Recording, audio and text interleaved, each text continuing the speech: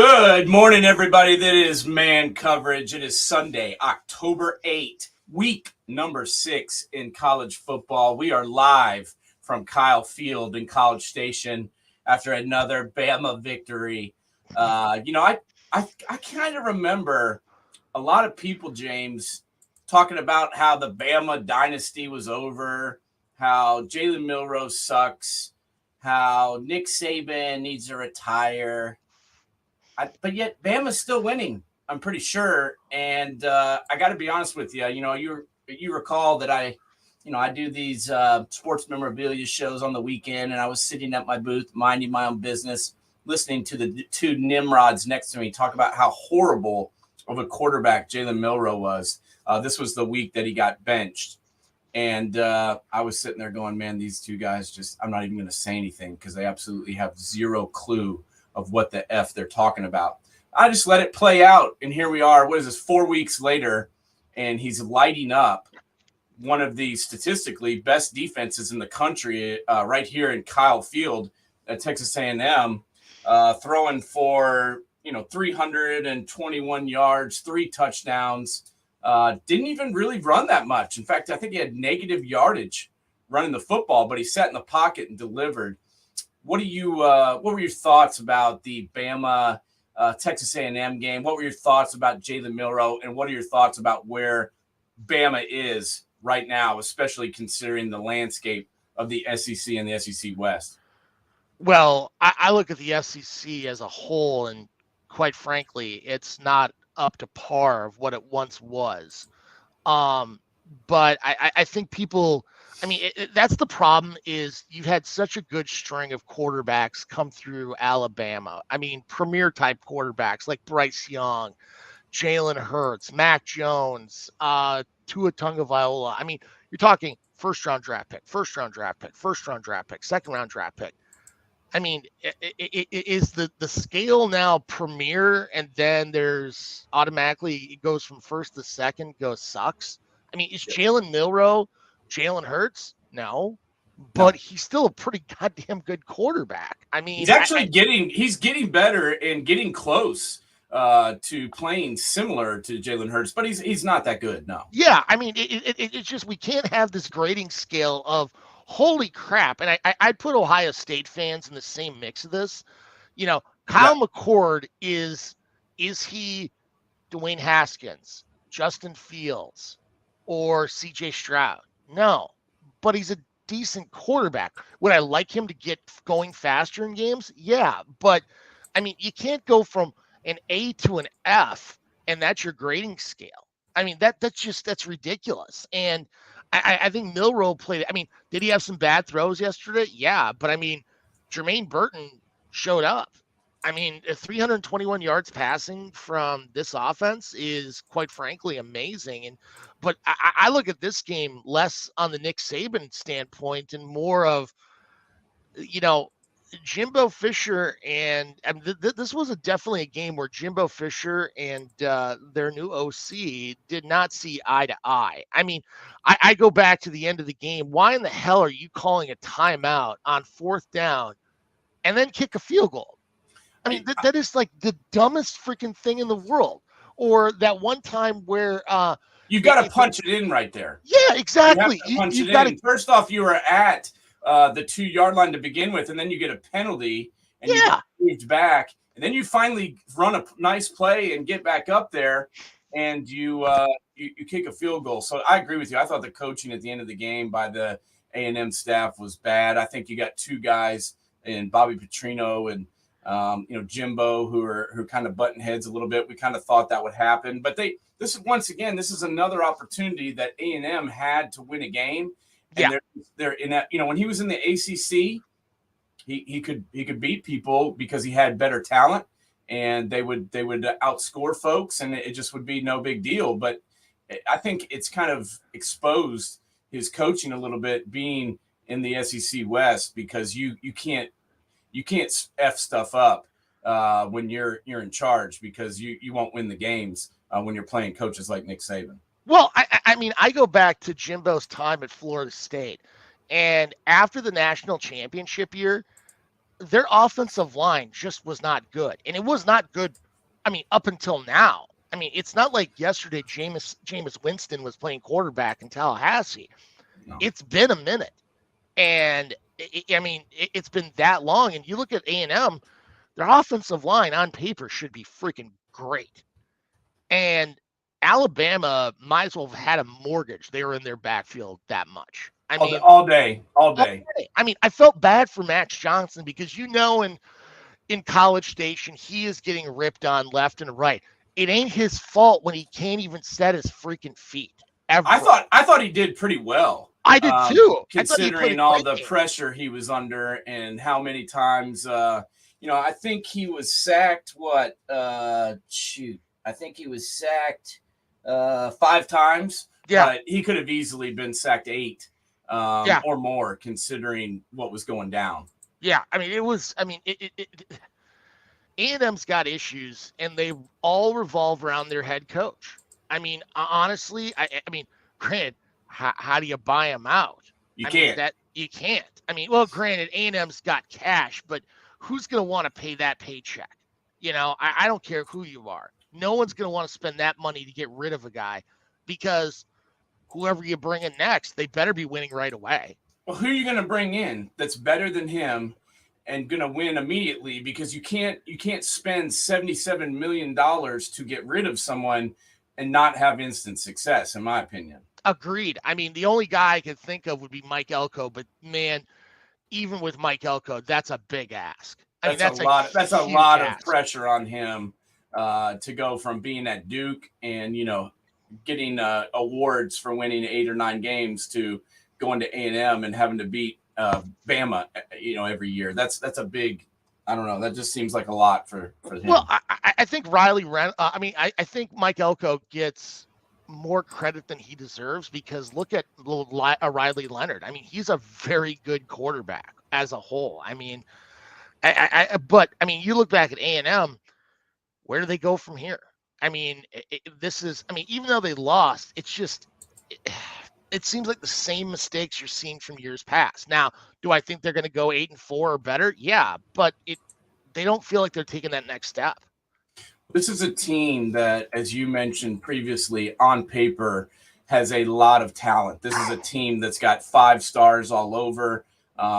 They've got, 5 stars at defensive line. They've got 5 stars at wide receiver. They've got 5 stars, in the secondary. This is a team that on paper should be better than they are. I mean, Johnson's brother, the tight end, he was very heavily recruited as well. Yeah. You've got him. You've got Evan Stewart. You've got the kid from here in Knoxville, Tennessee, Walter Nolan. He was the number 1 player in the entire country. He made a couple of plays yesterday. It's just they're not getting the most out of these kids, in my opinion, and that falls back on the coach. Well, I look at a perfect example as Devin Achane, the starting running back last year at A&M, who is really talented, and he never got to show himself. And now look at him in the NFL. I mean, he is fantasy freaking gold. I mean, that guy's putting up yards like nobody's business, yet nobody really knew about him if you're the casual football fan, because A&M just was a freaking train wreck last year or last few years. Yeah, he's running for 200 yards a game. Yeah. In the NFL, and they never really leaned on him as much as they should, in my opinion. And yesterday, they didn't run the ball very well. No. They had 67 yards rushing the entire day, and as you mentioned, Max Johnson, 14 of 25, 239. That was pretty good considering the pressure that he was under. I mean, it looked to me like the Alabama defense. They weren't even blitzing linebackers. No, they were getting home with their front 4 all day long. I mean, you had Turner was back there. I think he had at least one or 2 sacks. It was just nonstop backfield football for the D line in Alabama, and that shouldn't be happening. I mean, run a screen. I mean, do something to kind of you got to understand what's happening. And I was just like, they're just getting railroaded up front, And instead of doing running plays, run a draw, run a screen, run something that takes advantage of the aggressiveness of Alabama, and they just never seemed to do that. And I was confused as to why. Heck, I would say run a jet sweep to Aeneas Smith. I mean, that guy is just a burner. I mean, we saw that in previous years. He's got real speed, and they're not using it. They're not using the speed they have. I mean, hell, look at the speed they had last year with Achane. I mean, unless you've been living underneath a rock, they've been showing Achane has been faster than Tyreek Hill, and Tyreek Hill's kind of fast, unless you don't know football. I mean, how is it you're not utilizing that kind of speed that they've recruited over the last few years? So, I mean, I look at this game as just, Alabama. I mean, I look at Alabama and I'm like, I don't know how they don't win the West, honestly. They are good. They're the best team in the West, as we said. After the Texas loss, when everybody was ready to give up on them and was talking about how horrible they were and how Jalen Milroe was pitiful and how they were done and the dynasty was over. We both said that we still thought they were the best team in the West, and I stand by that. I think they are the best team in the West, and I think they're going to be in Atlanta come the end of the season. Now, they keep getting, as we talked about at length, they're getting better every week. It's like the defense gets a little bit better. The offense improves. Tommy Rees has kind of figured out what plays work for Jalen Milroe and what plays don't. Since he doesn't have to bench him each week anymore, he can actually, tailor the offense to the guy that's playing. Yeah. He doesn't have to force Tyler Buckner out there. And let's be honest. I mean, Tyler Buckner, I know you're a 4-star, but man, how he has not developed one iota since his freshman year at Notre Dame. And I just sit there, I'm like, just give the ball to Milroe and just roll. Because, I mean, who's the hardest game on the way out? I mean, Auburn? I guess. I mean, they play Arkansas next week, correct? Oh, they'll steamroll them. I agree. I think they'll beat the tar out of them. They play pretty much nobody. I mean, they play Tennessee the 21st at home. They play LSU. I think Tennessee and LSU are both a little bit better than Auburn, honestly. Yeah, I would say you're right. I mean, I wouldn't say LSU, but I mean, LSU can score some points now. Yeah, but I question them on the line of scrimmage defensively. I mean, they gave up 36 to freaking Missouri. I mean, come on. I have to admit that Missouri is better than I gave them credit for. But I don't disagree. But I mean, you look at their schedule; they have played they played well against Kansas State. I'll give them that. Yes. But I mean, you watch that Friday night game against Oklahoma State and Kansas State. They just don't seem crisp like Kansas State usually does. They're making dumb mistakes. Yeah, but I mean, who's the third best team in the East? God, I hate to say it, Florida. I mean, what? Who else do you put in the East? I mean, Kentucky's 2, but no. Kentucky is not 2. Who would you put 2? Tennessee. I'd put Tennessee ahead of Kentucky. Yeah, I'd put Tennessee. You're right. You can't watch that game yesterday and tell me that Kentucky is legit. I mean, Kentucky. This is the same. We'll get to Kentucky in a minute. Yeah. But anyway, I think Missouri's in the top 3, maybe 4 of the East, and that's just because the East is garbage. It's a dumpster fire. It's garbage once again. I mean, trying to pick who's second. I mean, Tennessee, I thought would be a little bit better, but man, they just they're not. It's not the same offense. No, it's they had.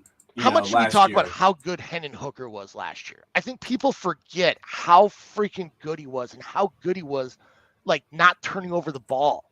I mean, he was going deep, but he still wasn't turning over the freaking ball.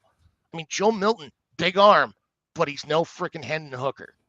No, he's not. He's not the problem in Knoxville for sure. But he's not Hendon Hooker. There's no doubt. Yeah, And then losing Brew McCoy, that hurt. trouble on the offensive line. That Yeah. offensive line is way better run blocking than they are pass blocking. Yes. And we'll see what Tennessee does going forward, as they've got some big time games still coming up. And that one against Bama is going to be interesting. But I have a hard time believing that Coach Heupel's going to get Nick Saban 2 years in a row. In Bama, I mean, it was one thing beating them in Knoxville, but in Bama is going to be tough. Yeah, the stars aligned in that game. I was at it. I was there. I was watching it. Everything kind of went their way down the stretch. They got the ball last. That was key. Bama missed a field goal. Everybody forgets. If they'd hit that field goal, Tennessee would have had to hit the field goal to tie, and there would have been a little bit more pressure on the dude. So we'll see what happens there. But a very, very good game by Jalen Milroe. I think he's still not the greatest, passer in the world. I've never said that. I just said that the kid is talented. I said that the kid is legit, and I said the kid is going to get better if you don't bench him. He's going to improve, and it looks to me like he's getting better. Yeah. No, I mean, last year I was pretty hard on him just because his passing game was pretty pedestrian. It was read one and take off. Yeah. But this year he looks better. I mean, I like how they put Jermaine Burton more featured in the offense, because I mean, Jermaine Burton never got really chance to show himself in Georgia because he was such a vertical guy, and they just like keeping things between the hashes. So they weren't a vertical team. So one question, we were talking SEC East and SEC West and all that garbage.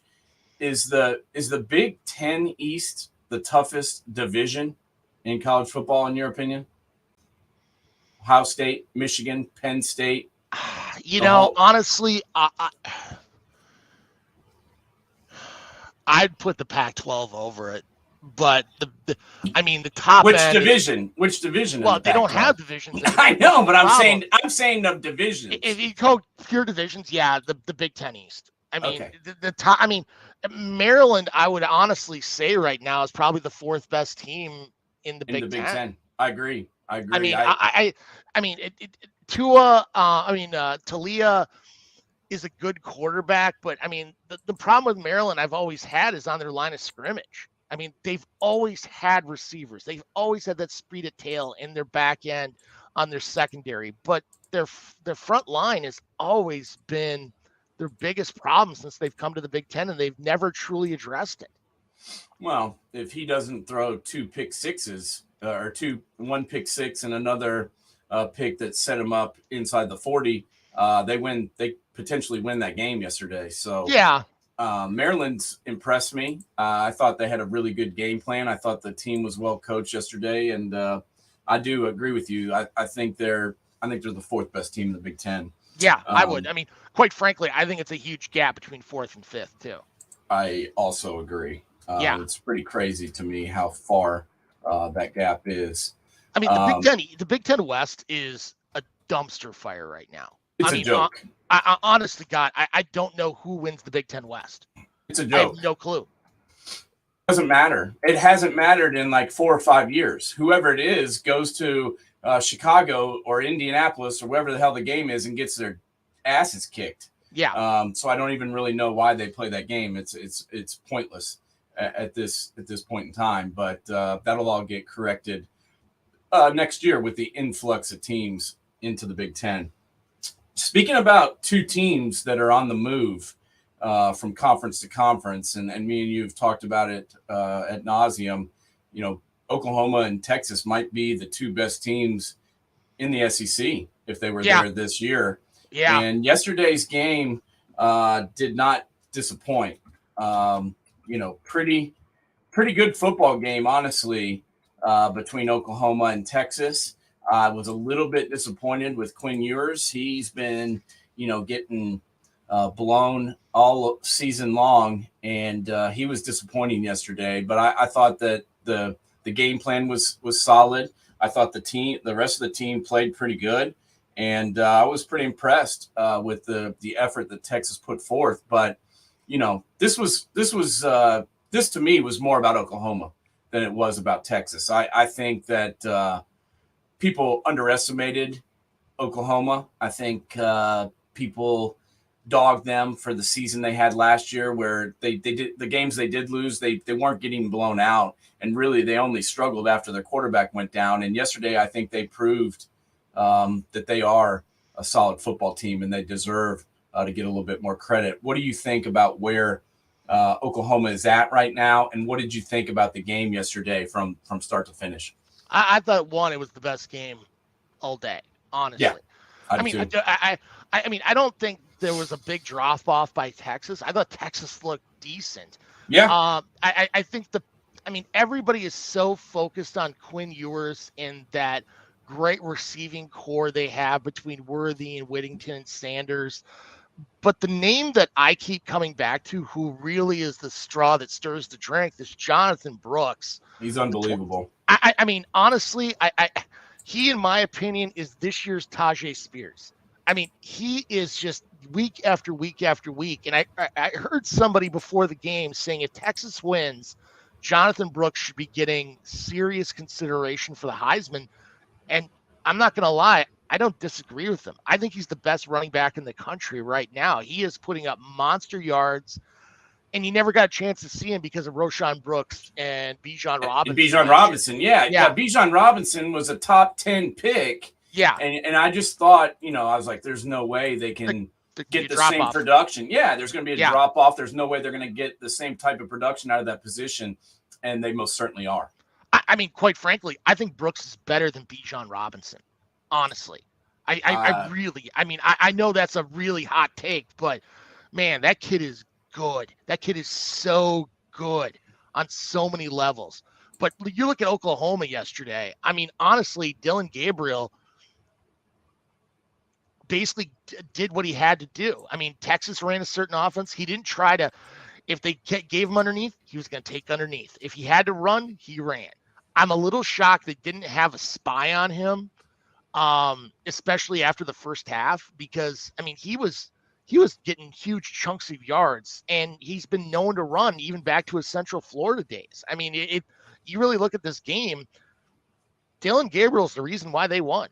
Oh, he most certainly is, and I don't think he's getting the credit that he deserves. I mean, 23 of 38, 285, one touchdown in the air. Then he ran 14 times for 113 yards and another touchdown. He didn't turn the ball over. He made good decisions. He didn't wilt under pressure.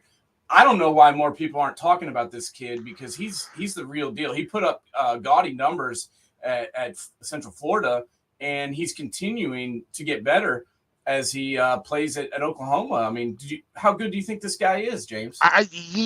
He is looking a lot like his time at I mean, honestly, you look at his freshman year at Central Florida, there's a lot of similarities, and Jeff Lebby really did a great job working with him there. And he's starting to show that confidence once again in Norman. I mean, last year nothing. I mean, there were a lot of injuries. Defense never seemed to click with Venapol's new system.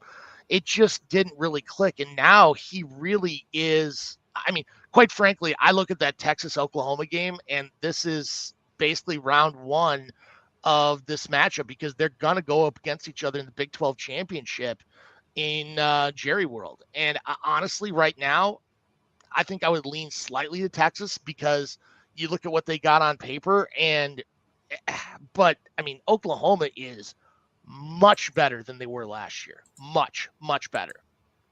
Yeah, the defense especially is much improved. Well, I mean, you look at this game, you can't tell me whoever wins this game in the Big 12 championship will be in the college football playoff, don't you think?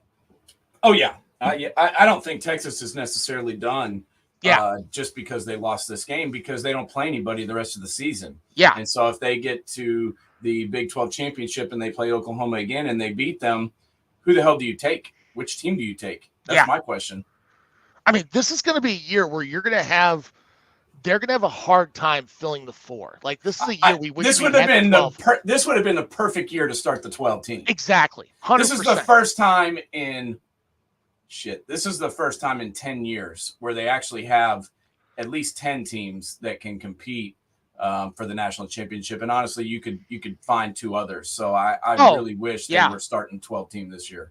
Yeah, 100% agreed.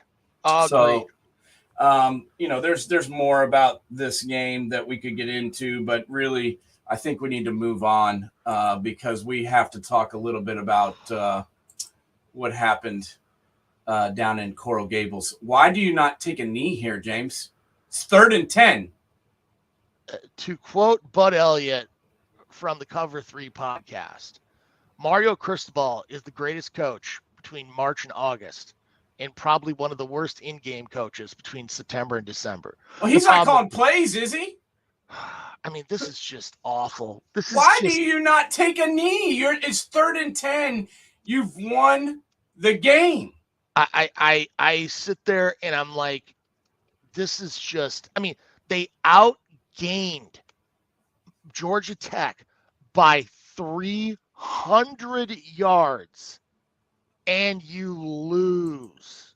Well, how is that possible? Not only should you have taken a knee, but let me ask you another question. What the hell are they doing here? Why is there nobody deep? Watch this. He throws the ball. This guy's running free. I sat there and I'm like, what in the, I mean. And their fans are throwing things down in the field. Throw them at the coaching staff. Don't throw them at the players. I mean, they won that game. Yeah. I've got to watch it again. I just cannot for the life of me understand how you don't take a knee right there. I don't either. The game is over if you take a knee. You don't have to run another play. This is what I wanted to get into with you when we started talking about this game. Okay, Mario Cristobal, he had a pretty good go of it there at Oregon. He came into the shoe and beat Ohio State. He had a really good team that year. They had Kayvon Thibodeau on the edge. They had CJ Vardell, the running back. They had the other running back that transferred to USC after Cristobal left. They had a decent quarterback, who now plays for the Ravens, backs up Lamar. So they had good talent, and he handled that talent pretty well. But I think that we need to start going back to the old days when guys would have to earn their jobs. Now you have like 1-2 good years, and all of a sudden somebody's throwing millions of dollars at you and putting you in charge of resurrecting their program. I mean, I'm just not sure he proved to me anyway that he could bring back Miami. Now, I know he's from down there. I know he's got ties to Miami, all of that. But I think it's being proven time and time again, especially after that horrible season they had last year when they had tons of talent. And then this year, losing to Georgia Tech, who's horrible. What are your thoughts? I mean, the same thing happened to Michigan State. They had one, they went out and got Mel Tucker. He had one, fairly decent year. They give him $95 million, and then they're using entrapment to get him fired. I just don't get it. I think with the transfer portal the way it is and with NIL, building a team for 3-4 years is done. I think you have to win right away. And I think it is scaring a lot of boosters, a lot of athletic departments wholeheartedly. I mean, heck, you could add Texas A&M to that mix too as well. I mean, unless they got $80 million hide under the mattress to pay off Jimbo. I mean, the older, you look at it from basketball perspective. You saw Roy Williams, Coach K, retire. I think those older school coaches, because the game is completely different now. I mean, in 5 years, the game is incredibly different because not only do you have to recruit the kid to your school, you got to keep recruiting your kid to stay at your school. Yeah. And whoever thought Brent Key would have a winning record this year? People were thinking Georgia Tech was going to be bottom of the barrel, maybe Virginia status. Yeah. And they are Virginia Tech. And look at what they're doing. They have a realistic shot of making a bowl game. That's hard to even say, isn't it? I just could not believe this when I watched the end of it. I was like, what is happening? I turned to it because I was like, well, there's a couple of seconds left here. I was like, I'll watch the end of it, just to see what the final score is. And what all goes down. And then I'm like, okay, well, that's it. I'm about to change the channel. I'm like, is he handing that ball off? Why on earth is he handing the ball off? And I mean, they deserved what they got. You run the ball there, you deserve to lose the game. If I'm Jimbo Fisher right now, I am sending a gift basket to Mario Cristobal, because people will be talking about Jimbo Fisher today. Instead, they're talking about Mario Cristobal and how freaking moronic of a move that was. Yeah, it was. Hey, and I'll take $7 million a year to do something that stupid too as well. I could easily F up a game that bad for much less money. I mean, you could pay me $1 million and I will cost you games. 3.5 million Miami. I'll be in Coral Gables by nightfall. Yeah, I will lose to Georgia Tech every year for you. Yeah, for $1.5 million. I mean, you don't have to pay that guy that much. Just give me basically nothing, and just give me team game use gear, and I'll lose to the Ramblin' Wreck. Okay, so that was horrible. We've talked about the horrible coaching jobs. Let's talk about the really good coaching jobs, because God damn, the Louisville Cardinal were not only prepared for this game, the game plan was second to none. They knew that they were a better team than Notre Dame up front, and they just went after it and used that to their advantage all day long. They ran the football on the Irish. They shut down the run. We knew, you've said it a million times, that Coach Brom is a fabulous coach. He overachieved at Purdue, and by God, he's overachieving in year two here, or year one. Year one. I almost said year two because it looked like year two. Year one at Louisville. What did you think about the game in its totality yesterday in Notre Dame? Because they just kicked their ass, and I was really impressed with Coach Brom. You know what's funny is I never even realized this till I started scrolling through their box score. Audric Estime had 10 carries for 20 yards. Yeah. You look at Notre Dame through the Brian Kelly era. I mean, you go back eras. What is their strength always? Is line of scrimmage. And Louisville plain mollywhopped them. I mean, they took their strength and put it right against them. I mean, Estime was putting up monster yards every week. He's got old school big running back. And I mean, 227. I memean, you look at his games prior. I mean, he was putting up monster yards.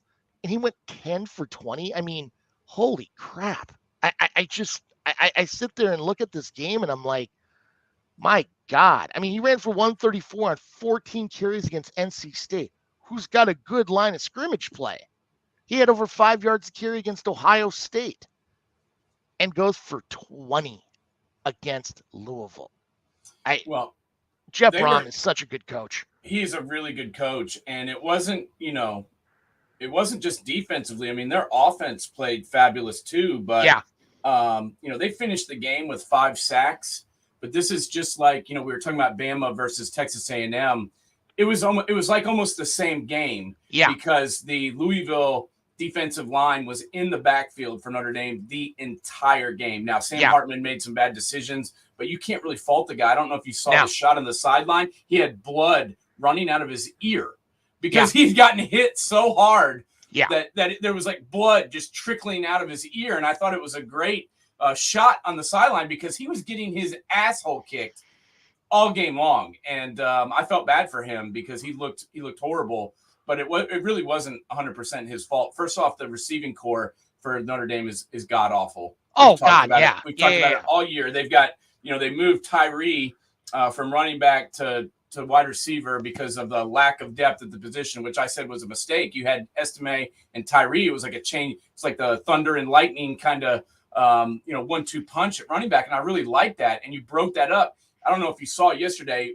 Hartman hit Tyree right in the hands walking into the end zone and he dropped it. Yeah. And I'm like, that guy dropped that because he's a running back and he's not used to running fly patterns, catching bombs. And I felt bad for the kid. But I felt like, too, not only did they just dismantle them on the line, but to me, it felt like this team was, more prepared. Coach Brom had a better game plan. He had his kids much more ready to play than Coach Freeman did. I'm going to give Notre Dame a little bit of a pass here. Not a pass, but I am going to say that you have to take into account what they've been through the last few weeks. The Ohio State game, I think, took a lot of energy out of them. And then they had to travel to Duke, and it took everything they had to win that game. It looked to me like they were a little bit drained. Do you agree with that, or am I crazy? No, I don't disagree with you one bit. But how do you underestimate Jeff Brom? I mean, hell, look at his last year at Purdue when he had no David Bell, no Rondell Moore, and they still found a way to make it to the Big Ten championship game. I mean, wait till he starts bringing in. I mean, hell, he developed a walk-on in Aiden O'Connell into being a starting quarterback in the NFL this season. I mean, yeah. That guy. I mean, receivers are coming to Louisville. It's only a matter of time. There's no doubt. And, this, Jack Plummer, yeah. He wasn't fabulous, but he did what he was supposed to do. He didn't turn the ball over. He just kind of methodically led the drives down the field. I thought, everybody coming in was talking about the transfer quarterback for Notre Dame, but the transfer quarterback for Louisville certainly, did his part, and he wasn't fabulous by any stretch, but he did what Coach Brom told him to do, and I thought it was just a fantastically coached game, and good for Louisville. Yeah, I mean, people forget Plummer played for Brom at Purdue. Correct. I mean, I remember watching him and O'Connell battling it out, and I thought Plummer was just as good. I mean, do they have all the ingredients on that offense? No. I mean, Louisville's going to be a team to beat in the years ahead. I mean, Jeff Brom is so underrated as a head coach, and he's never going to leave Louisville. I mean, hell, born and raised, he's never leaving Louisville. He shouldn't. They should give him a big ass contract. They've got money there. This is a program that's got a storied basketball program in history, and then they've had some good football teams over the years. They've got some donors there with old Papa John who can throw some cash into the program, and they brought 25 new transfers in who have rebuilt this team in 1 year. Wait till he gets his own recruits in there. I know. Wait till he gets another year of using the portal. It's going to be kind of scary. And that running back, Jawar Jordan, 21 carries, 143 yards, 2 touchdowns, had a 45-yard touchdown that was kind of the dagger. That kid had a heck of a game. I got a question, too. Is Jamari Thrash, is that James Thrash's son? I was wondering that exact same thing. I got to look. He kind of looked like him. Yeah, he does. He plays like him, too, as well. I never even thought about that until, let's see here, James Thrash. Let me look him up. Okay. I just thought that because I lived in Philadelphia when Thrash played for the Eagles, and I just saw him and I was like, is that his son? Because I'm so old now that everybody that I watch play, their kids or their grandkids are playing. Yeah. And that's kind of where we're at. So I didn't know. But Louisville is now quietly 6-0. I guess the pollsters are glad that they put him at 25 because that made it look at least okay. But they've got Pitt next week, and then they've got a week off, and then they play Duke at home, Virginia Tech, Virginia, Miami, and then Kentucky. I could see Louisville potentially, going 10-2, maybe 11-1. I mean, I don't know. I mean, Duke could beat them. Maybe Miami or Kentucky might be able to squeeze a victory out. I don't know. I mean, Kentucky, we'll talk about them next. But Louisville's going to win 9 or 10 games this year, don't you think? I if they don't hit 10, I'd be shocked. Yeah. Honestly. I mean, mark Virginia and Virginia Tech down as wins. Pitt, you never know what shows up. They got Duke at home. I mean, I would say the Miami game, but I mean, after what we saw yesterday, I mean, with Miami, I don't know. I look at the schedule. I mean, crap. There's a realistic chance they could be going 12-0 into the ACC championship against Florida State. Isn't that crazy in year one? That's absolutely nuts. But it doesn't seem crazy to me after watching that game yesterday and watching them just toss around the offensive line and the defensive line for Notre Dame. I mean, is Notre Dame the greatest team in the country? No, but they've proven to have a pretty good play up front, and they just shoved them around all day long. And the final score was 33-20, but Notre Dame scored a touchdown late. I mean, it was 33-13 really.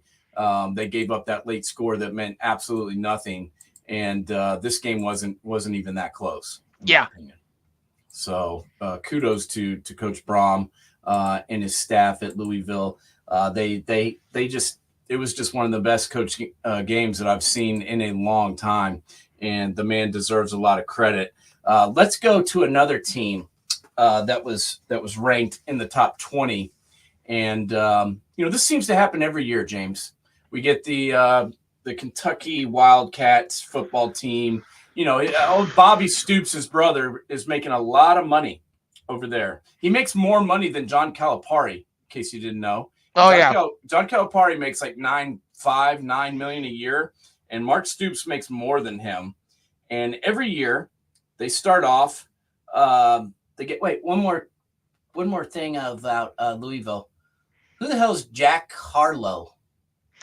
Am I the only person who doesn't know who that is? He's a rapper. Plus, he was in White Man Can't Jump, the remake, which was, I mean, honest to God, embarrassing. I mean, I did not see that one.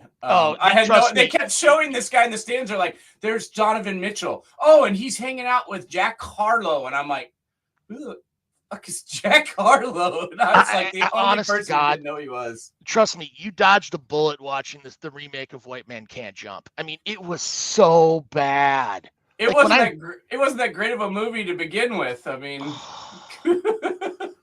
the original wasn't like a cinematic dream or anything with Wesley Snipes and Woody Harrelson at the helm, but it was kind of a cliche movie or whatever. But whatever, I just didn't know who that guy was. But back to my point, Stoops, they start off every year like 5-0, 6-0. They put them up in the top 10, the top 20, the top 15 because they're in the SEC. But let's go back and talk about who they beat. Okay. Ball State was week 1. They beat Eastern Kentucky week 2. By 11. By 11. They beat who is that? Akron. Akron. Yeah, they beat Akron Zips week 3. They won at Vandy 45-28, and then they had a decent game against Florida, who honestly had no business being ranked. But really, the only team they beat with a pulse was Florida, and that was just a horrible game by the Gators. And they find themselves a top 20 team, and then they go out yesterday, and a team in Georgia who's struggled against pretty much most everybody they played thus far, and it didn't even look like a football game. It looked like a high school team playing a collegiate team. What did you think about the Wildcats yesterday and their performance against Georgia? 608 yards to 183 yards. 33 first downs to 12 first downs. They were 2 of 11 for third down. And you were out, time of possession was 37-22. Tell me, you're looking at those statistics, how in the hell are you ranked? I don't know. I don't know. I mean, that was calling it 51-13 makes it sound somewhat close. And it was not. They got curb stomped. I mean, this is going to be one where you're going to see Brock Bowers on draft day. They're going to show highlights of this game over and over and over again. All day long. And, I mean, if you don't know who Brock Bowers is, you obviously don't know college football or you're dead. It's one of the two. And they didn't even try to cover him yesterday. I mean, how is that humanly possible? A tight end going, 7 catches for what was it? 132. 132. He averaged 19 yards a reception. and he's their best. I mean, he's their best player, and you don't bracket him. You don't put a safety on him. I mean, I know he's tough to cover. Okay. Yeah. Oh, absolutely. He's going to get his yards, but 19 yards a carry. He had a 50-yard catch. This is a team in Georgia that struggled a little bit offensively this year, and they made that Kentucky defense look like Swiss cheese. And I don't understand. I get it. In years past, the SEC has been a very strong conference. Maybe not from top to bottom, but at least at the top. And I understood sometimes throwing teams a bone just because of them being in the conference and having to play some of these teams. But you can't just put some team at number 20 because they're in a conference. That's just stupid. Well, that's what we're doing now. I mean, we got Ole Miss at 16, and they're probably going to go up after beating Arkansas, who's really not good. I mean, I'm sorry. Ole Miss. I mean, granted, there is the old adage, you have to put somebody there, but Ole Miss and Kentucky? I mean, come on, folks. They're not even trying. No, they're not. And speaking of teams that weren't even trying, I guess we got to talk about your game yesterday. I did hear Coach Fleck come out and say that was the best football team I've seen in my 11 years as being a head coach. Okay. I'll give them credit. I mean, they're good. They're a very good football team, and they played a great game yesterday. I watched it. I went back and watched the no huddle version, and they're hitting on all cylinders right now. There's no doubt about it.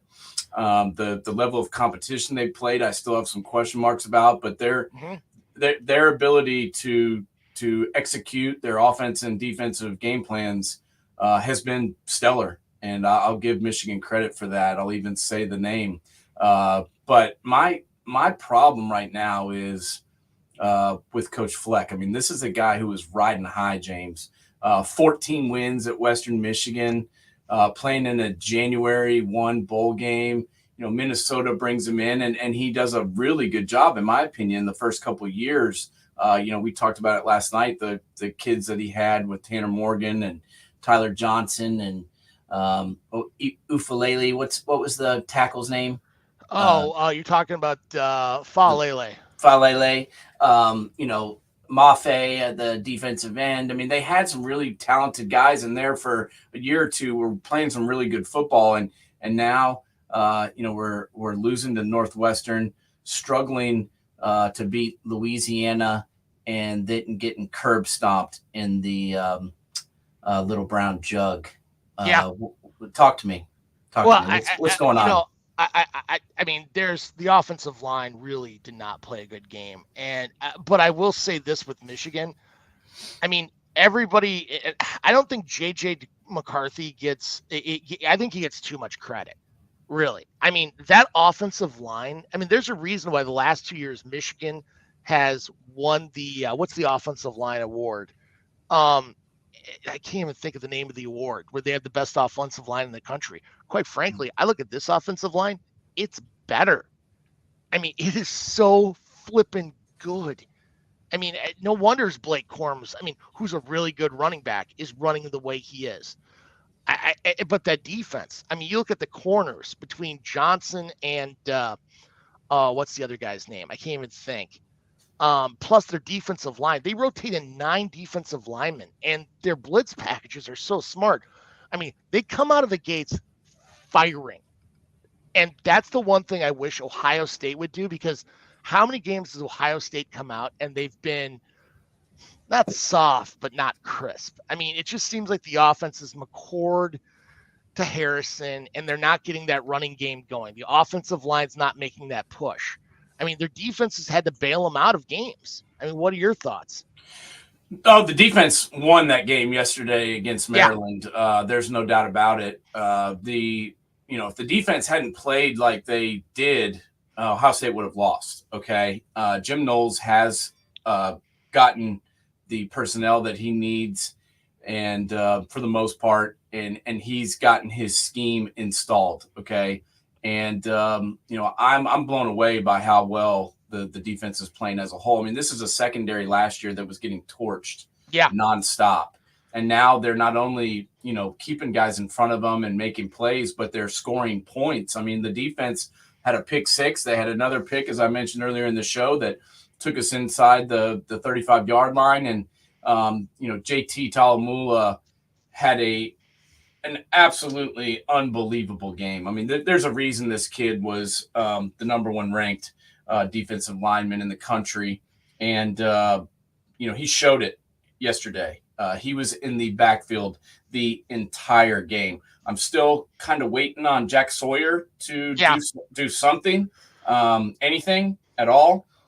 He was in the backfield a little bit yesterday, but, JT Talamula was, the real deal. And the linebackers yesterday did not have their best game for the Buckeyes. Eichenberg made some misreads. I mean, he still had 13 tackles, but there were plays where he ran in the wrong gap and he was not in his coverage zone, and that bothered me a little bit. But as a whole, I give the defensive effort an A for what they did against Maryland, and they're going to need that when they play a team like your team played yesterday in Minnesota. They're going to beat Michigan. They're going to have to stop them from running the football. Yeah. And they're going to have to get in the backfield. I mean, especially against a really good offensive line, they're going to have to show up.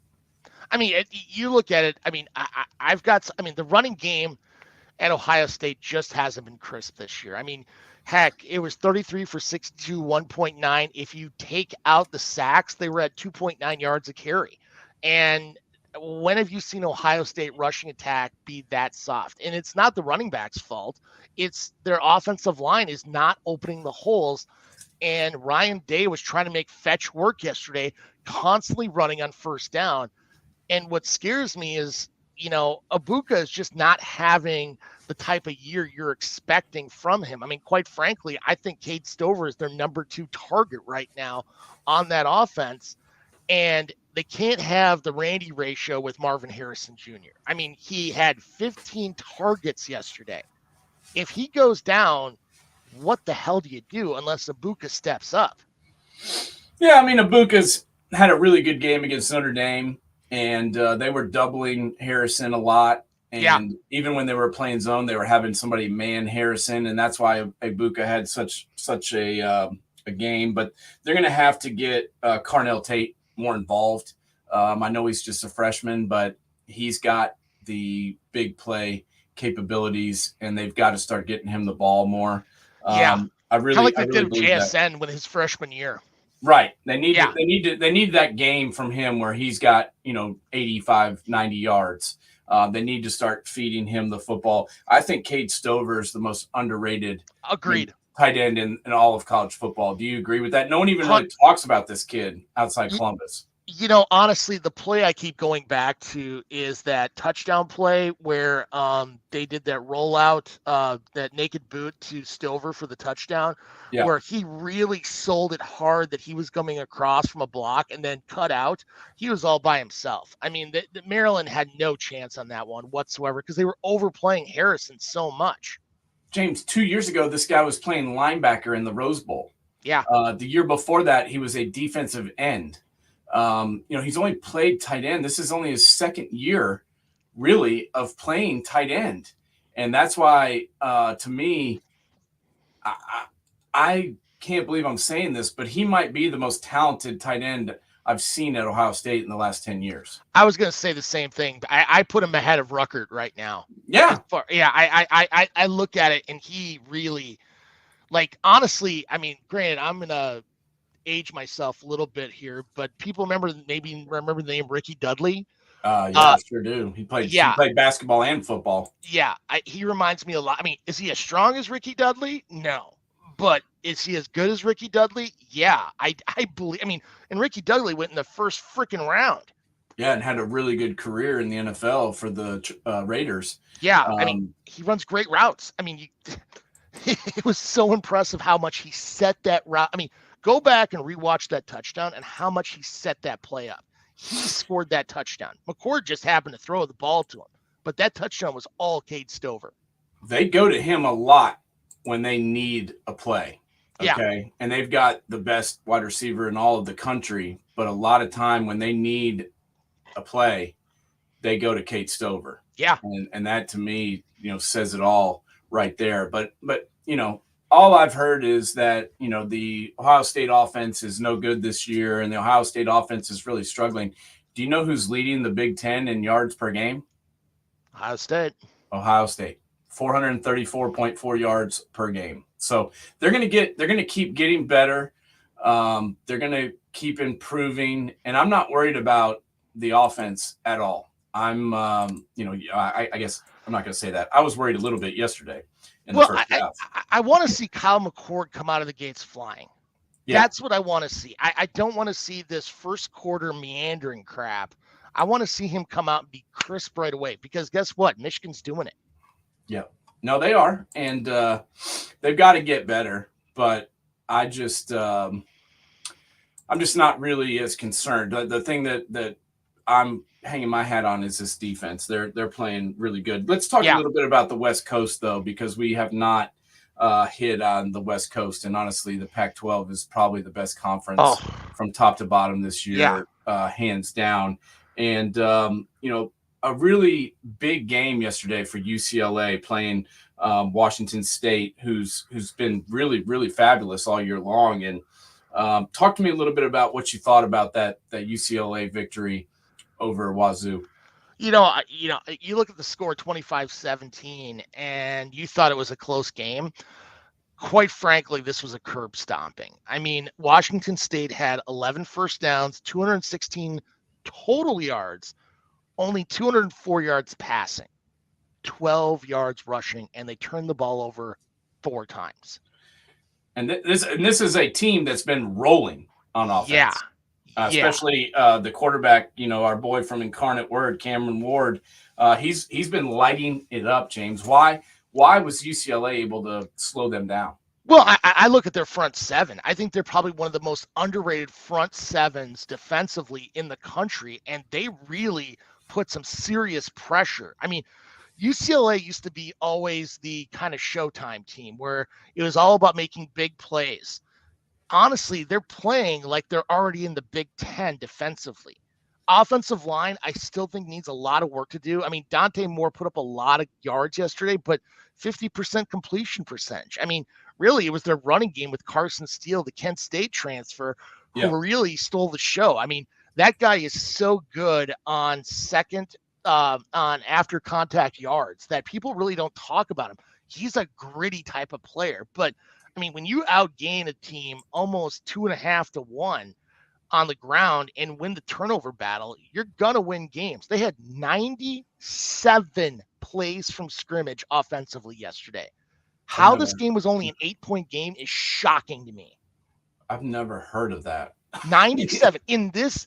I mean, they restricted the way they've done the clock now, and they got 97 plays. I mean, this is impressive.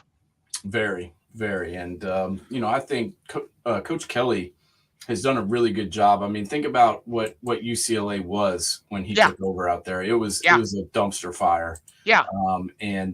He's made this team competitive. And even, the first year after they lose their 5-6 year starting quarterback and Dorian Thompson-Robinson, I expected them to maybe take a step back.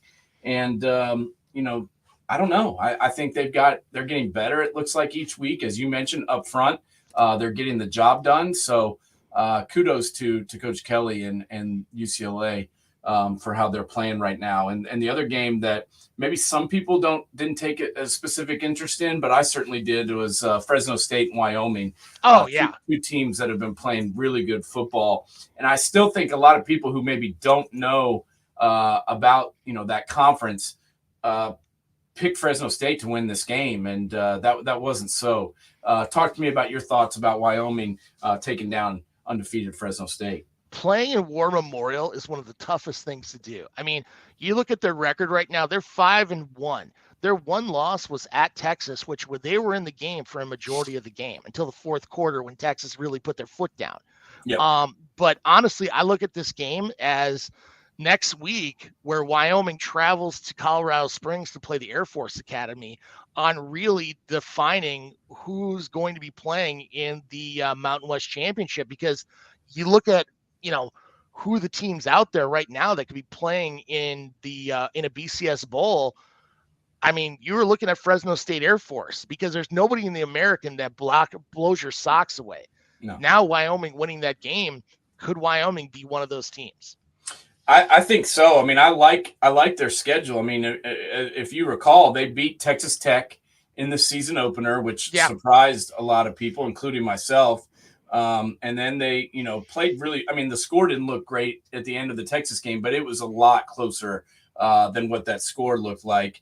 And then, to beat a ranked Fresno State team yesterday is huge. And if they can get another win next week against Air Force, now we're pulling for the Falcons around here. Oh, but, absolutely. If they do win that game, that'll be another pelt on the wall and push them forward. So I think that's going to be an incredibly low scoring game. I mean, Craig Bohl runs really good defenses. I mean, granted, for the older fans, you may have remembered the 2001 Nebraska game when Craig Bohl is a DC, where Colorado almost jumped a 70 spot when Nebraska was number 1 in the country.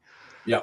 I mean, Craig Bohl has done an incredible job at North Dakota State. You may have heard them. They win a few games in the 1AA ranks and a few national championships.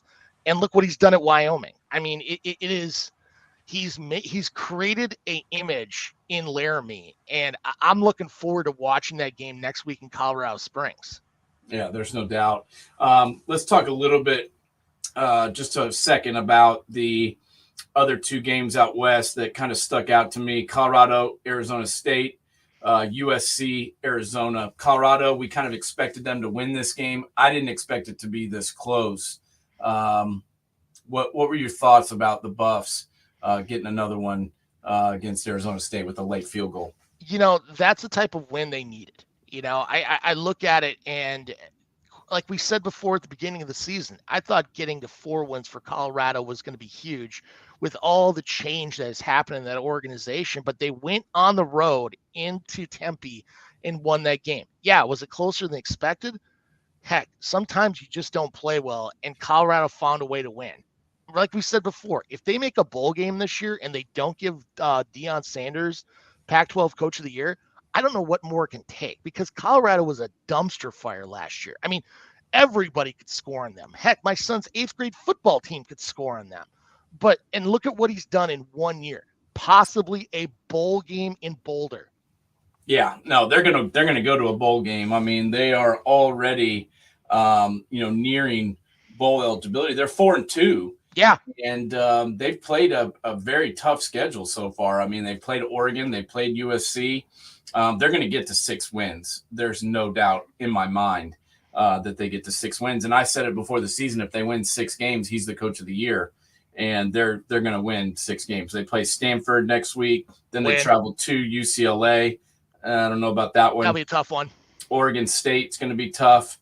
And then they play Arizona and then finish with Washington State and Utah. So they still have some tough games. But I know, that's why I say getting that 6th win, they got to win at Arizona, because I mean, granted, Travis Hunter's gonna be coming back soon, but holy crap! The Pac-12 is just so deep this year. It is such a good conference. I mean, which was on display again in the USC game. Yeah. Who said that Arizona was going to lead for most of the game and then almost beat USC? 3 overtimes it took USC to beat Arizona. James, come on, man.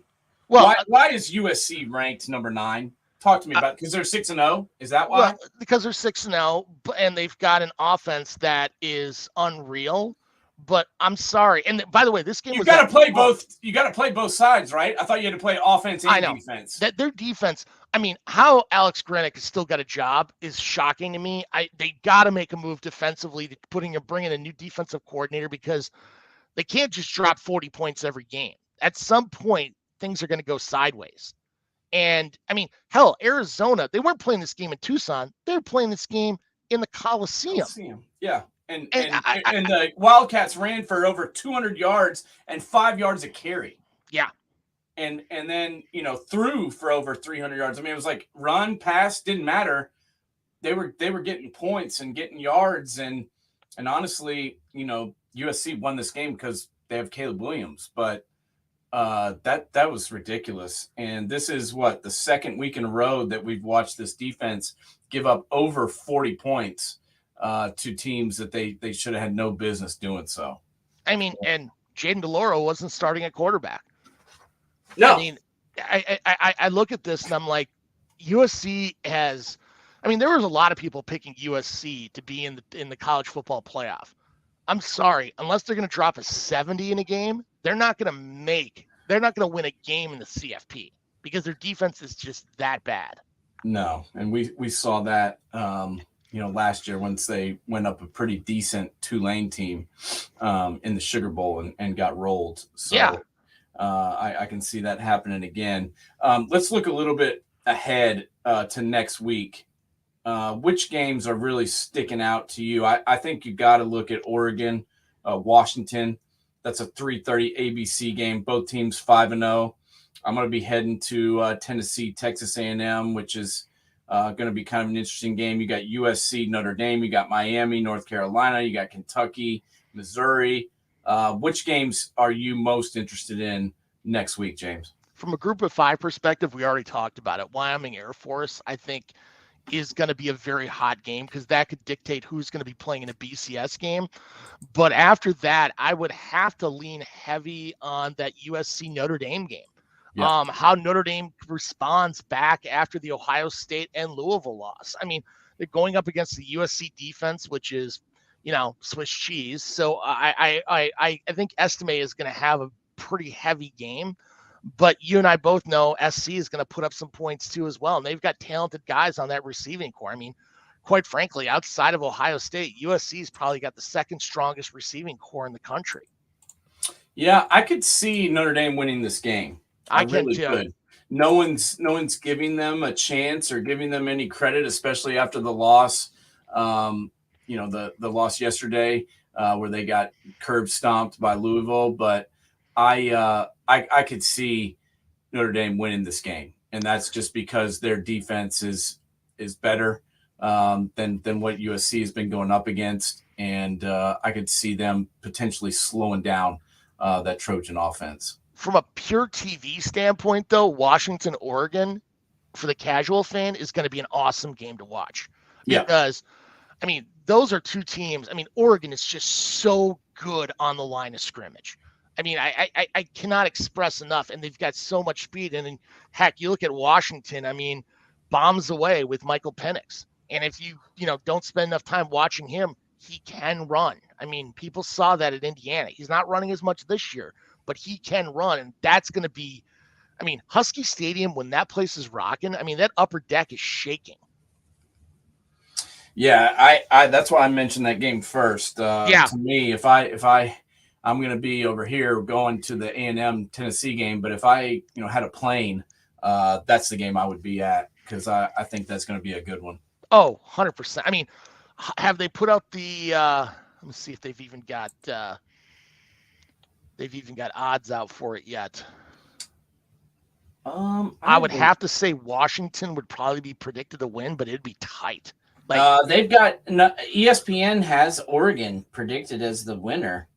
Really? Yeah, and their matchup predictor. I don't know. I don't see a line here, but that's who they've got slated as the winner, which is weird because Washington's ranked higher than them, and they're at home. I mean, honestly, you look at that game. I mean, I think the over/under. I think 70 points between the two of them, and they both got decent defenses. That's the thing. But their offenses are just so good. I mean, Bucky Irving on Oregon's side. I mean, the receiving core on freaking Washington's side. It's going to be a great game to watch. Yeah, Oregon's averaging 557.8 yards per game. Washington's averaging 569.4 yards a game.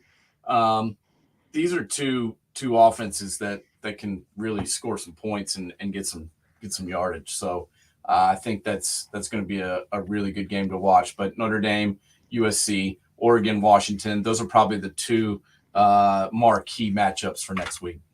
If you had to put a bet right now on who you think won the Heisman Trophy this moment, who would you pick? I mean, I'd have to go Penix right now. I would too. If I had to pick somebody, that's who I would pick, just because who has been the most consistently dominant since week 1 up to today. I would take Penix. Quite frankly, I look at it right now, and if you only send 3 people, they would all be Pac-12 quarterbacks. I would say Penix, Williams, and Nix would be going to New York. I agree with that. This is a testament of how good the Pac-12 is this year, and it's the last year of the Pac-12. We didn't even talk about Oregon State. Yeah, I know. Who dropped 51 points yesterday. I mean, I know Cal isn't really a defensive juggernaut, but this is a quarterback who Clemson wanted to get him out of town, and he throws for 5 touchdowns yesterday. And he's been doing it every week, James. DJU has consistently been playing really good football, and I'm very happy for him, because they blamed everything that went down last year at Clemson on this kid. It was all a quarterback problem. People that don't know shit about football, that's what they said. I think he's proven those people wrong. Well, hell, Clemson had to struggle against Wake yesterday. Oh yeah, I look at this Pac-12 conference and I'm like, you could finish 6th and legitimately be a top 15 team. Oh, there's no doubt. This is the best I've seen. This is what makes it so sad. This is the best I've potentially ever seen, the Pac-12 conference, and it's no more. And yeah, that to me really bothers me, because I mean, I'm all, I'm a Big Ten guy. I'm kind of glad that the Big Ten is grabbing some of these teams and making themselves stronger. I think they've got to do it moving forward, just based on what the other conferences are doing. But at the same time, it makes me sad that the Pac-12 is no more. Especially, they picked a hell of a year to get rid of the Pac-12. Yeah, absolutely. I mean, it's crazy how good this conference has looked all year long. I mean, it's just it's so deep. I mean, Colorado has the potential of finishing 8th and being a top 25 team. Oh, no doubt. There's no doubt. So, all right. Well, good enough. Week 6, college football is in the books. We got week 7 coming up. As we just mentioned, huge matchup out west with Oregon and Washington in Washington. And then also the Notre Dame USC game, which is, where's that one at? In South Bend. At South Bend, yeah. And Notre Dame's coming off a tough physical game. So I know, Coach Freeman's gonna be on these guys all week, because he's gonna need to get a lot out of them in order to win this game. And I know they didn't like how I could see. I mean, you saw the guys on the bench last night. They were they had their heads down. Some of them were covering their faces with towels. Like they were embarrassed by the way they got their asses kicked.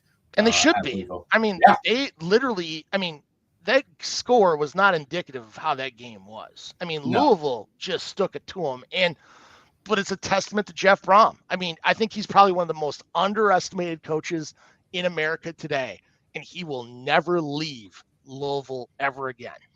Yeah, I never say never with coaches. Well, yeah, it's true. Yeah, you get a bag of money. You can go somewhere. He was making $8.59 million a year to live in West Lafayette, and God love him, because West Lafayette's a boring ass place. He took less money to go home.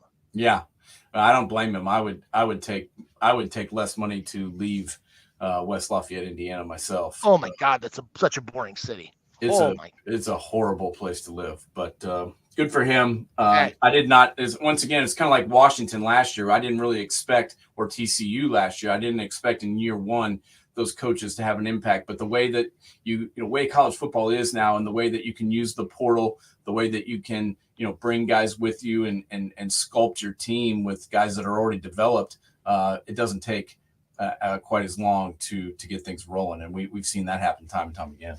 Yeah, definitely. All right, bud. Have a good one. Thanks for your efforts. I will talk to you again real soon, and we will move on. College football week number 7. You got it. Talk to you then. Keep them up. Later.